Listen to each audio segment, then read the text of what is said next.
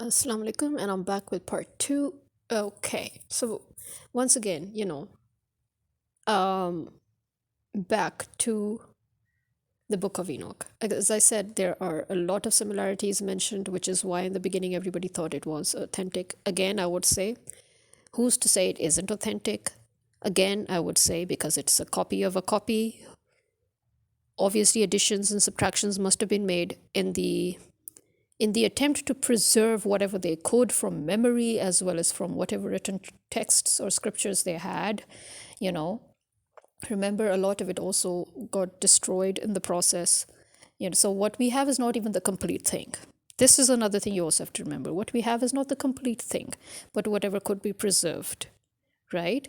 So we have to keep all of these things in mind before we challenge or completely accept the authenticity of these texts. Okay, what we can understand and accept is they are based on authentic texts, right? Because you see a lot of what is mentioned in the Quran, in the Bible, in the Torah to be mentioned in the Book of Enoch, and which is the Book of Idris, right? And by the way, there is no doubt here that the Book of Idris that Idris was a prophet, and there is no doubt there also that he was a prophet that was given the power of knowledge, and he was given the pen. In other words, I refer to it as that he was the prophet that was given the pen. So he was considered the first prophet who literally wrote things down, right? So a lot of this is, based on his experiences or whatever he knew happened in the past and all. But again, a lot of it is lost to translation. So we cannot say that the script itself is false. What we can say is that many of his narratives or narrations, they are not accurately or correctly translated, leading to a lot of misconceptions and a lot of controversies. For example, the fallen angels things, which again, when people retraced it, they realized, oh no, there is in fact a big translation problem here. This is not the fallen angels, this is a story about the jinns. So again, it's due to lack of knowledge of the translators as well, you know. So otherwise, mentions of the jinn in great detail can also not be a surprise, because remember, until the time of Hazrat Suleiman, of Solomon, jinns and mankind, they have had, it seems, a lot of interactions when it came to the prophets, open interactions. I mean, if we, as we can see, Hazrat Suleiman literally was given the power to subdue and control jinns. He made them work for him. There were many who worked for him voluntarily. Remember, jinns are like human beings. First of all, free will. Okay, this is the one thing we share with them, free will. Second, religions. Like us, they too have believers, non believers, Christians, Muslims, Jews. They have it all. Okay? Like us, they have families. Like us, they have tribes. Like us, they have a whole system. Okay? The only difference is that we cannot see them. Okay? And they do not have so many powers as we mythically attribute to them. Okay? They don't. In fact, if anything, it's shown that we may have more power over them in so many ways. Like, Hazrat Suleiman, the prophet, he had the power to use them, to subdue them, to control them. And those who believed in him as a prophet, those jinns who accepted Islam under him, they worked for him voluntarily. They built, as the Quran has mentioned with great admiration, that they built for him, huge statues, and they built for him, temples, or a praying house or a temple. And how they worked for him, how they got messages to and fro, how they helped him interact. I would call it, help him interact with the Queen of Sheba, in the sense that how they, brought her throne to him, showing their power and their willingness to serve. So there's all that. Okay, but because the Christians and the Jews, I think in their scriptures, they don't seem to have enough detailed knowledge of the jinns, and neither do we, by the way. We also have a very limited knowledge of the jinns, okay? But they, it seems, either lost whatever knowledge they had, or they have even more limited knowledge. Because of that, all this confusion of fallen angels occurred while trying to decipher the book of Enoch, right? Which seems to have written in great detail about. But again, remember Enoch's period, Hazrat Idris's period was a very different era. It was a different time, you know. And you can say that it pretty much ended with, I mean, all these, you know, the interaction with jinns and the open the, how do we say, the knowledge, all that detailed knowledge of them. I think it kind of ended with Hazrat Suleiman, I think, because after that, we don't see much of any of it, right? We don't see much of that knowledge. We don't seem to have gotten that knowledge. It seems to have ended there. So after that, whatever we know, it's just very, very limited. It's more myths than reality, because the Prophet Muhammad, peace be upon him, obviously knew a lot, but he too did not talk much, which means that probably this was something that maybe God decided that, okay, let's just limit this here. I don't know. But it also, let me tell you one thing. I know that, keeping in mind the translations, which I would again say are, it is the translations that have created the controversy, and so the translations are what can be misleading. And based on that, people are beginning to say, even, you know, some Muslims who have tried to study it in depth, they do say that no, okay, this the thing about the jinns, you know, the fact that the 200 jinns that came and they took an oath to corrupt the people, and that they corrupted the women, and then they gave birth to Nephilims and this and that, that might actually be true. Again, remember, the very fact that the very simple word jinn was misinterpreted as fallen angel, that in itself should give you a clue as to what the other things are, you know, that they're talking about might actually not be saying what you think they're saying. Okay, because as I said, in Islam, there is no concept of angels and jinns being able even to get intimate with human beings in that way, because they are completely different forms. We're completely different forms. There is no authentic foundation for especially jinns interacting with humans intimately. Okay, you know what I'm trying to say here, right? Sexually. Okay, and giving birth to Nephilims. There's nothing of the sort in any authentic narration of either the Prophet, and in the Quran, obviously nothing. So people are trying to say that no, actually, you know, the flood that came, the Hazrat Nuh's time, you know, Noah, that the time of that flood, actually the hidden story behind it is what is mentioned in the book of Enoch, which is about the 200 jinns that came and corrupted and gave birth to half demons, half humans, who caused all this chaos in the world. And the level of corruption went to such a point that God decided to just destroy the whole world and start afresh, right? Again, you know that in the Quran, God has mentioned in great detail about the flood and about Hazrat Noah, and about, you know, what happened and how he brought in the flood. And he even mentioned in the Quran how from the earth, you know, from you know, how water came gushing forth from the earth, and then how again torrential rain from above, you know, so below and above put together caused that whole global flood that killed everybody except for those 80 people, who, as in the Quran it is also very clearly said, we will let them enjoy a brief respite. So it did happen. Ultimately, those people also, when they disembarked from the ark and came onto dry land, and they, you know, made a settlement, you know, or a village, whatever you like to call it, and then, you know, suddenly one by one they all got sick and died. So the only survivors were Hazrat Noah and his family. Now, I have noticed that in some places where people have tried to find out about Canaan, which was the son of Hazrat Noah, who was left behind, who refused to embark with his father on the ark, and decided to climb a mountain thinking that he would be high enough to escape drowning, but he ultimately got drowned anyway. That too is mentioned in detail properly in the Quran. But as I said, I'm amazed that some people have categorically denied his existence. When people in Reddit and other forums have tried to find out more about Canaan, also known as Yam, although I don't know how and why the scholars decided that Yam and Canaan are the same. But anyway, they might be the same. No problems there.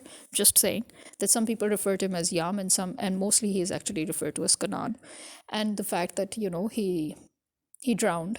It's very specifically, very clearly mentioned in the Quran. So again, this shows that the Quran here is correcting any previous misconceptions that could have been created, any controversies that could have been created in the past by the past narratives that have been twisted, changed, modified, lost, whatever.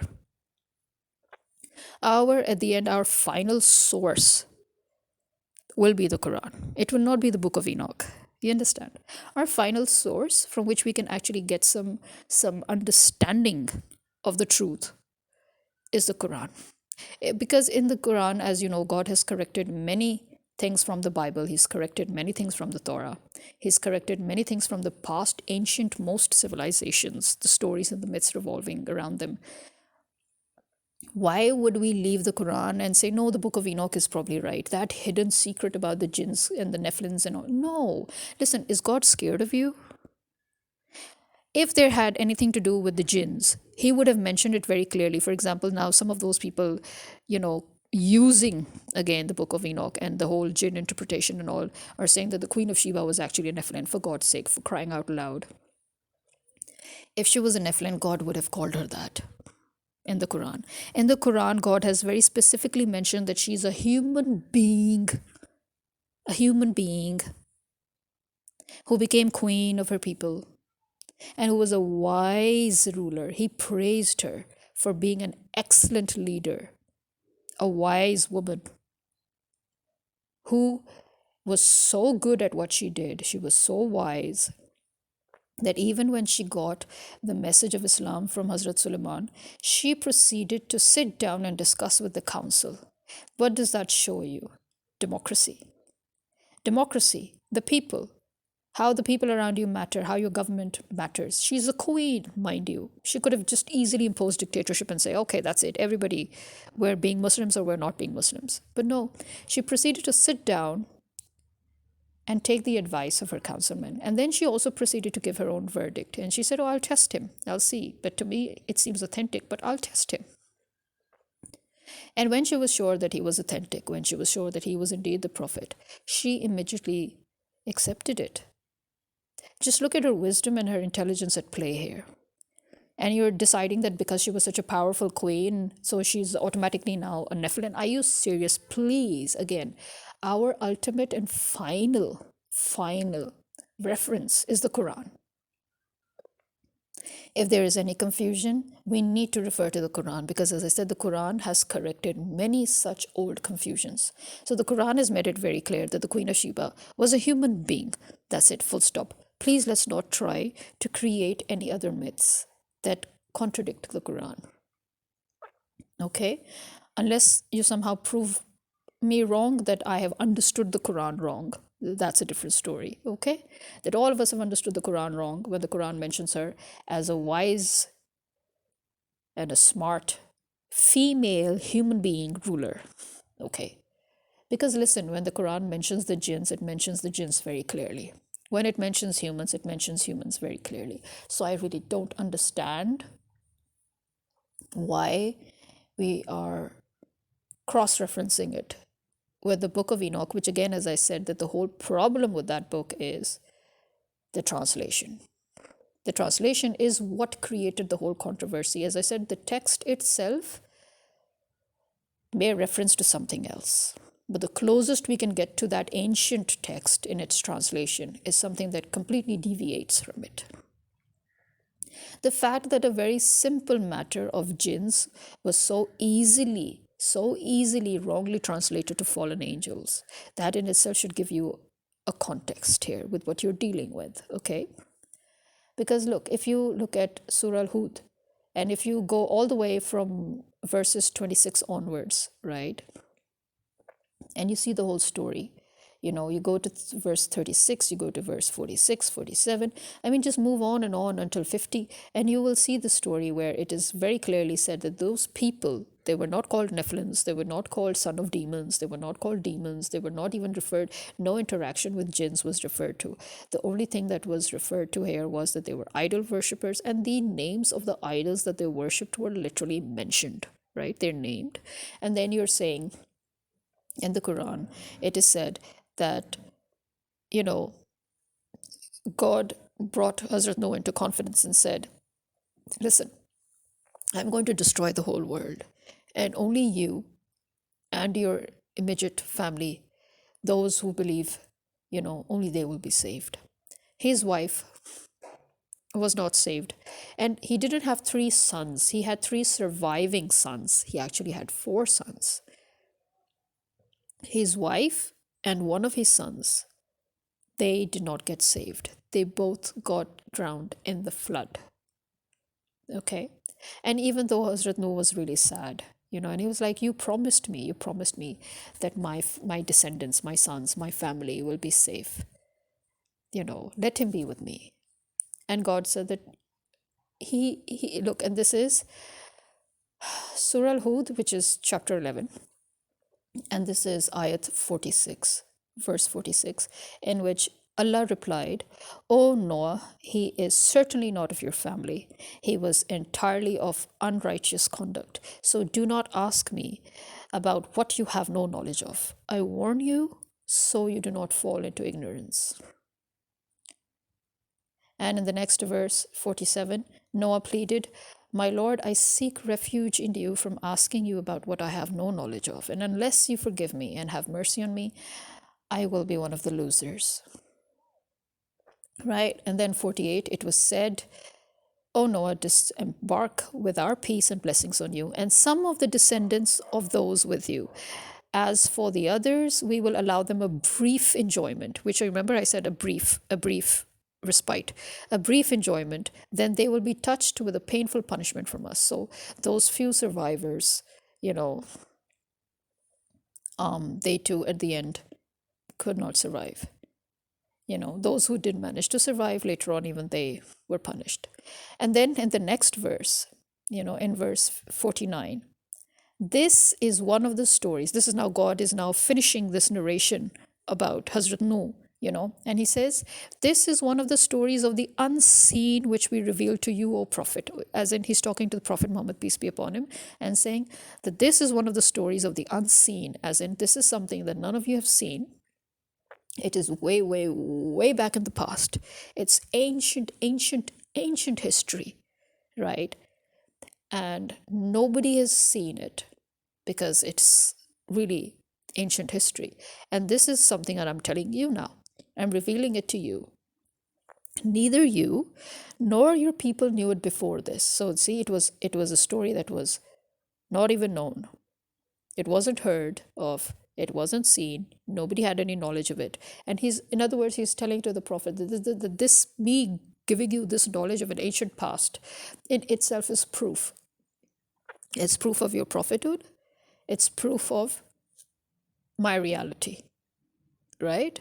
And he's saying, so be patient. Surely the ultimate outcome belongs only to the righteous. So he's basically telling them, look, Hazrat Nuh went through all that. So much so, it was so bad that I had to completely wipe the whole planet clean. I literally had to wipe all humanity off of that planet. And we literally had to restart. Literally, God had to restart the whole world. And so he's saying that it went to that point where I annihilated the whole human race and restarted it. So be patient. At the end, he also got something, even though he went through all of that. But he managed to get something. His people who believed, they flourished. So you also be patient, Don't get so frustrated. Hazrat Nuh was so frustrated at that point. All that happened. He went through all of that. You don't need. So, just learn from that. Learn from that. Calm down. Be patient. Because the ultimate outcome belongs only to the righteous. Right. And then, God goes on in the next verse, in verse 50. He goes on now to talk about the people of Ad and how he sent their brother Hud. And this is the surah, Surah Al-Hud. Surah Al-Hud is based on the Prophet Hud.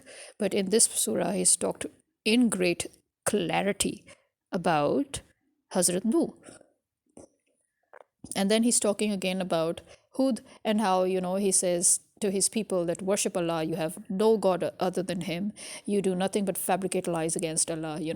Oh, my people, I do not ask you for any reward for this message. This is the same thing that Hazrat Nuh also said. If you scroll up back to the previous verses in the same surah, when God talks about the details of Hazrat Nuh, you will see in one of the earlier verses where God says that Surah Nuh also says the same thing to his people when they say, "Oh, you're a human just like us, and why would we believe you your stories? You're just a liar." And he said that, "Listen, I'm not asking you to pay me for my message or to give me any reward for it. My reward is with Allah. I'm just his messenger." So you can see you see a similar strain here amongst all the previous ancient prophets, that Hazrat Hud also said that, "Listen, I do not ask you for any reward for this message. My reward is only from the one who created me. Will you not then understand?" And, "Oh, my people, seek your Lord's forgiveness and turn to Him in repentance. He will shower you with rain and abundance and add strength to your strength, so do not turn away, persisting in wickedness." So this is what Hazrat Hud said, right? And they argued, "Oh, Hud, you have not given us any clear proof, and we will never abandon our gods upon your word, nor will we believe in you." And on and so the whole story goes. I mean, I don't have enough time to. You can again refer to chapter 11, which is Surah Al-Hud, and you go through all the verses, but mainly you can start from verses 26 onwards, right? Point being, the Quran has made it very clear why he did what he did, what the story is, what the background is behind all the civilizations and the destruction and the prophets and everything. So I think for us to claim that no, there's another secret behind it, that they were Nephilims and no. I think we should tread with caution here, because as I said, God is not scared of us. Wherever He had to mention the jinns, He mentioned the jinns. If He has not mentioned the jinns, it means this had nothing in particular. Otherwise, He would say the jinns led them astray. If nothing else, He would have said the jinns led them astray. They followed in their footsteps. They took oaths and they worked their workings and they corrupted them. He could have said that, right? He didn't. Okay, it's not in the. Again, remember, the Quran is the final book. It is the final book, and it is the book that is here to clear any previous misconceptions, any previous myths, any previous modifications, any previous untruths, right? So we have to tread with caution when it comes to this. That's all I'm trying to say. Similarly, that female leader thing, yeah, please be careful. Unless you're trying to insinuate that the Prophet is going against the Quran, because the Quran has talked with great admiration about Bilqis, the Queen of Sheba. So please be careful. And the Prophet's wife, Hazrat Khatija, was a businesswoman. Those people who keep on trying to say, she gave her business to the Prophet. She didn't give her business to the Prophet. Please, a manager is not an owner of the business. He managed. He was her employee. Please keep that in mind. He was her employee. And he relied greatly on her, by the way. He really relied on her. When he got his prophethood and he was scared, he depended on her. She gave him all the moral support. She's the one who took him to her cousin, who was a priest. And it was her cousin who, after listening to him carefully, said that, "No, indeed, you just got a revelation here. You are a prophet." She was the first to accept Islam. She supported him in every way. Now, again, understand, she did not just support her husband. That's another thing. People say, "Oh, she gave her whole wealth to her husband." She gave her whole wealth to the Prophet of God. Please understand. She didn't give her wealth to just her husband. She gave her wealth to the Prophet of God. This was her faith. This was her belief in God and God's Prophet, who was her husband. Understand what you're saying when you say these words, especially nowadays when you're always trying to talk about, Islam has made it very clear. Women have all the roles in the. Okay, now another thing. In the Prophet's time, women were warriors. They rode horses and camels. They used them as means of transport, just like how men did. Okay. They were enlightened. Some even actually led prayers. This is something I talked about with proper detail in some of my previous podcasts when I mentioned leading prayers. You know, they led wars. Okay. They I mean, people who talk about, the Western media, it shows the ignorance. Actually, it shows the ignorance of the Western countries when they used to make fun of Gaddafi that he had female bodyguards. If anything, Gaddafi proved himself to be a very good Muslim at this point, where he did not differentiate between male and female. That, oh no, only a male can be a warrior or an assassin. No. That if anything, I think that if anything, it actually made me respect him all the more. That, oh my God, this person actually had enough knowledge to know that women can work in any capacity, and that they have worked in these capacities even in the Prophet's time. As I said, one of the biggest protectors of the Prophet during the wars was a female. Those who killed enemies that tried to harm the Prophet, she was a female, you know. And there was a female who always followed the Prophet. There was the one or two particular females who always followed the Prophet to every war, be it a navy-based war or be it a land-based war. They followed him. They fought. He never stopped them. He never said, "Oh no, you're women. Go and heal the soldiers. That's your job." No, they proudly fought side by side. So keep that in mind before you just spew out rubbish contradicting the actual rulings of Islam. And please don't try to put the Prophet's name where it does not belong. Don't try to attribute sayings to the Prophet that he has not said. No. He may have talked about a particular female leader who got crowned in their time when her father died. He may have referred to her as the wrong leader to be crowned.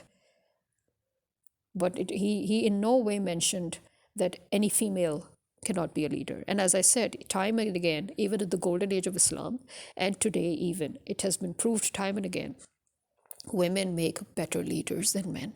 Those countries that are right now at peace and that are trying to stay as far away from all this worldly fitna, notice that they have female leaders and they have young leaders, young and female leaders. Keep that in mind, okay?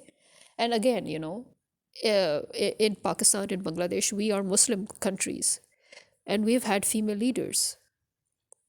Our prime ministers are female. They have been female and not just once. We have time and again re-elected those female leaders. What does that tell you? We are a predominantly Muslim country. Bangladesh is a predominantly Muslim country. Our leaders are most, our leaders that have lasted more than 2 terms, were female. We didn't have a problem electing them because Islam doesn't have a problem with this. So this needs to be very, very, very clear. We still have a lot of those ignorant people who try to attribute sayings to the Prophet and saying, oh no, please be careful. And also regarding female imams, this too is not a unanimous decision amongst the Muslim scholars, by the way. Okay. Even in China, which, by the way, the regard I have for the Chinese Muslim authorities is, or the Muslim community is, remember, Islam in China is almost as old as Islam in the world. China has had Islam for almost 1400 years, for a little over 1400 years. Okay. So the Chinese Muslims, yeah, they know Islam. They know what they're talking about when they choose female imams. And they have chosen because they are following this particular Islamic belief that regardless of your gender, whoever is much better at their role, at their duty, is the one that role is going to be given to them. It has nothing to do with gender. Muazzin, the giver of the azan, is the only thing in Islam in which a gender is unanimously accepted to be male. The male voice needs to be carried out, not a female voice. But leading of prayer, imamat, no. In China also, they follow the authentic Islamic spirit and principles, where it is noted that whoever is qualified will be the imam. The fact that a female cannot lead men in prayers is something that many modern scholars decided upon, and I understand why, because they are actually following on that belief, where because women basically pray behind men for obvious reasons. So keeping in mind those obvious reasons, they're like, no, a woman cannot lead men in prayer. So to stay on the safe side, women lead women in prayers, and men lead everybody else in prayers, right? But again, as I said, remember the instance where the prophet told the lady, instead of following me to war, please lead prayers here in your home, and let your neighbors and the people of your home, let them pray behind you, right? And she did that. And it was noted that it was not females that prayed behind her. Elderly, the elderly, older men, even women and children prayed behind her, and her house, the people of her house, regardless of their gender and age, they prayed behind her. That is established. Okay.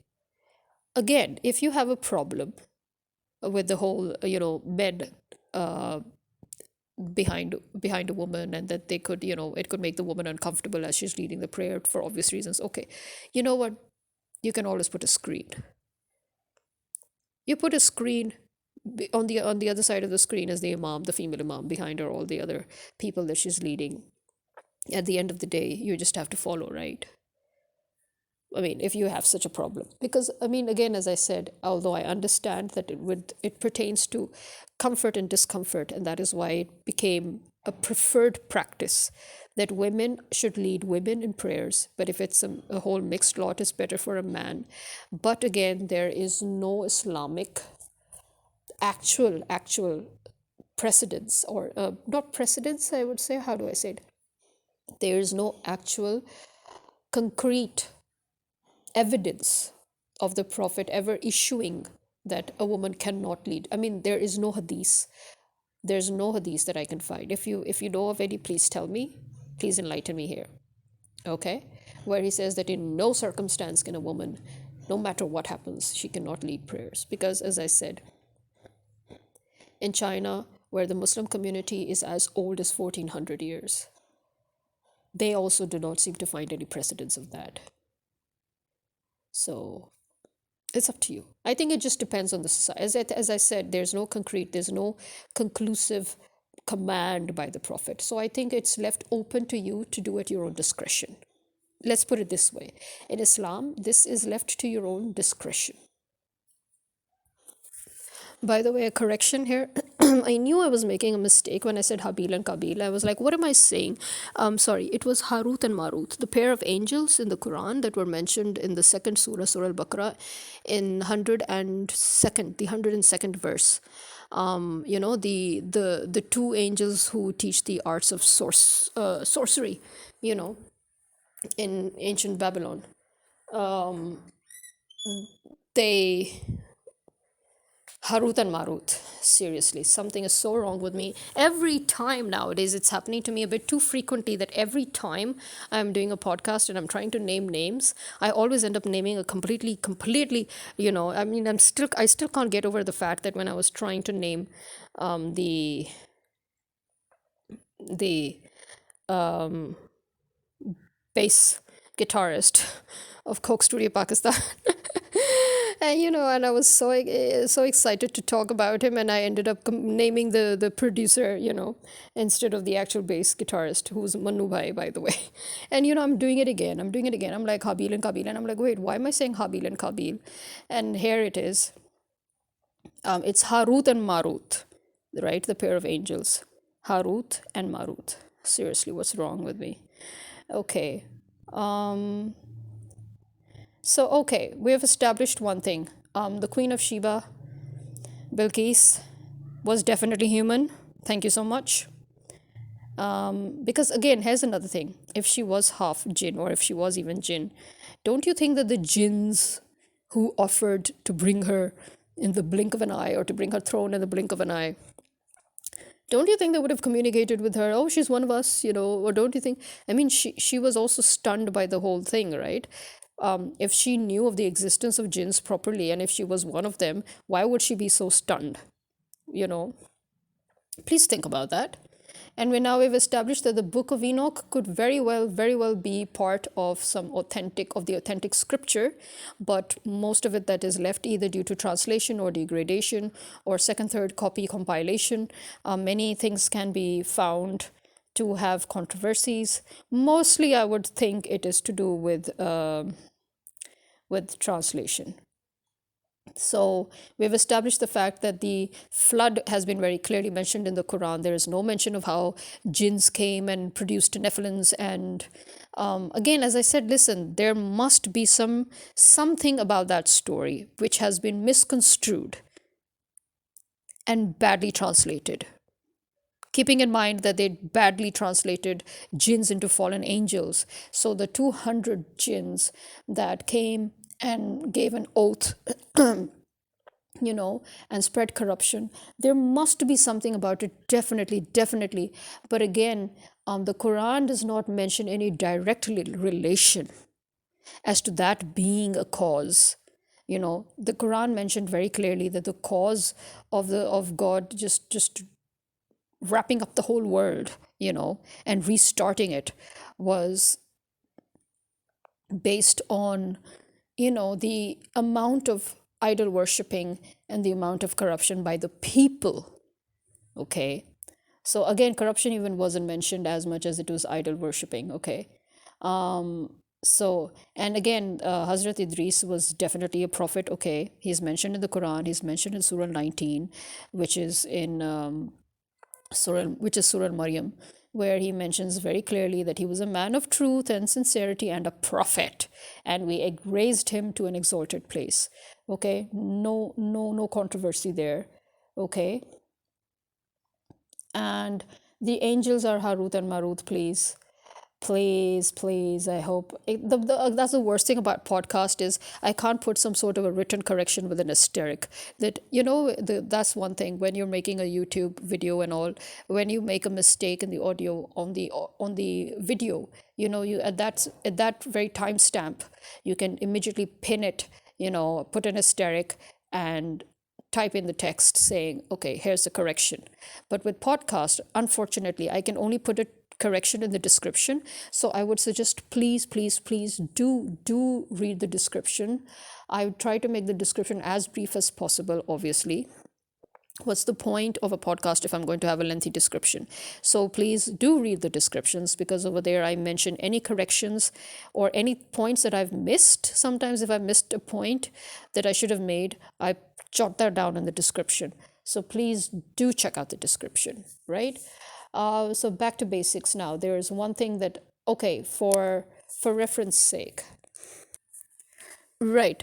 The female, here's for reference, so that you if you try to find out, the most important female warrior leader that was mentioned who fought with the prophet, right? One of them, and who, as I said, was known to slay enemies that tried to harm the prophet, was Nuseba bint Ka'b. I hope I got that right. Yeah, I'm sure it was Nuseba bint Ka'b, right? And she is also known as the first woman warrior of Islam. Right. As to the authorization that was given to a female for imamat, which I told you that the Prophet said that better that you lead prayers instead of following me to war, right? That was Waraka. Okay, Waraka bint Abdullah. She was an Ansari woman, by the way. She was from the Ansar tribe, and she knew the entire Quran, and she was instructed by the Holy Prophet to lead the Ahle Darya in prayers. The Ahle Darya, as I said, is the people of the house and the neighborhood. Okay? So that is again proof of the fact that females could lead prayers, and regardless of whatever gender it is. And in fact, let me tell you that keeping again this tradition in mind, the the Chinese Muslim community, they have had female imams, even though, as I said, that, there were a lot of women only mosques. Even China, what they have a lot of female only mosques, and over there, to definitely, the imams are females, and they actually, the Quranic schools for girls, they evolved into women only mosques as early as in the 1820s, right? So in 1820 onwards, they had started evolving female only mosques from Quranic schools or madrasas. And so you had female imams. But as I said, regardless of gender, an imam is chosen based on qualification. Okay. Um, Now, moving on to who else? I think I've covered, at least pertaining to this particular podcast. I think this is more than enough. Um, but remember, there were a lot of female companions of the Prophet as well. Okay,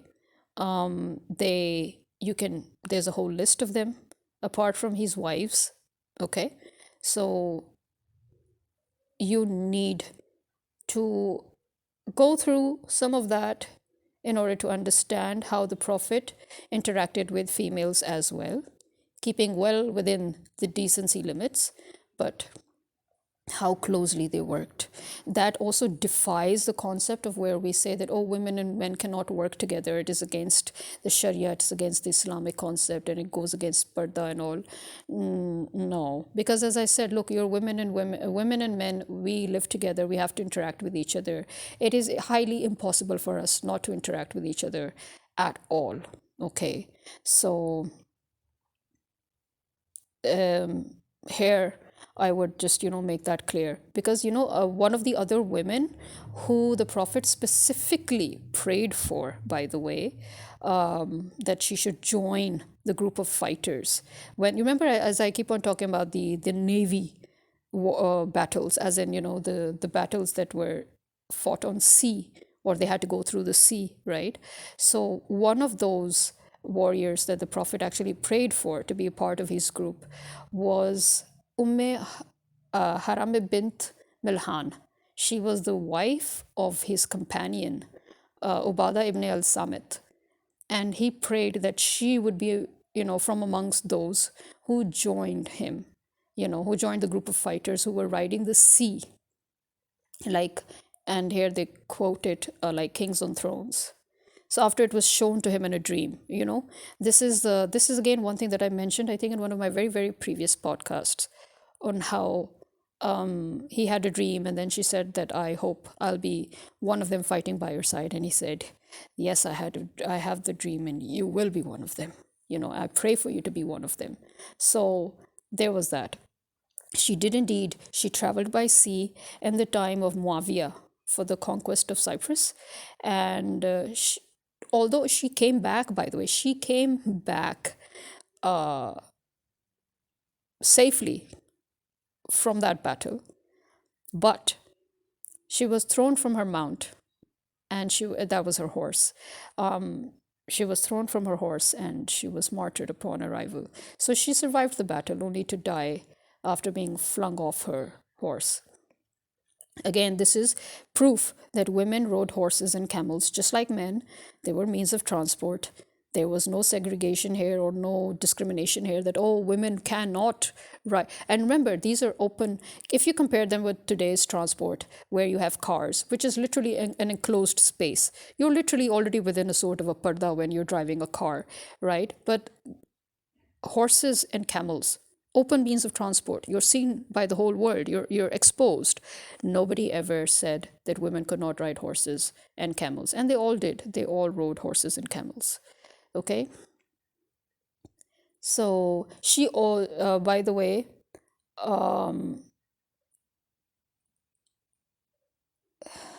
remember again, Hazrat Nusayba, you can, I think, find particulars about her in the Battle of Uhud. where I said, that she was a very fierce warrior who literally protected the Prophet. You can find instances of that in her participation in the Battle of Uhud. Okay.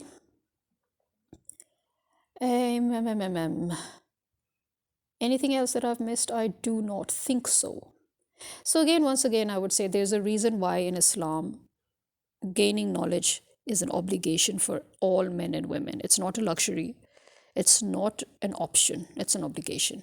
So, kindly let us try to gain as much knowledge as we can before we just start issuing fatwas all over the world, uh, you know, based on non existent knowledge. Well, this is me signing out. I hope I've managed to summarize everything to the best of my knowledge. The rest is Allah knows best, okay? This is me signing out. Khuda Hafiz.